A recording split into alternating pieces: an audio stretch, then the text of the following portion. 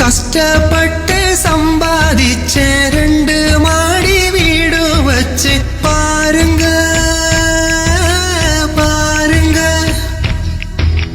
அழகு பெருசா தேவையில்ல, அரசு வேலை மட்டும் அவளுக்கு போதுங்க போதுங்க. கணவன் அவளும் கண்கலங்காம பார்த்துட்டா போதுமே. தினமும் காலையில் கை செலவுக்கும் காசும் வேணுமே.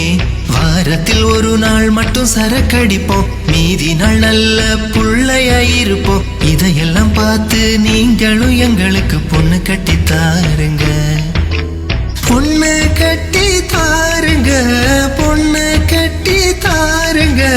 பாவங்க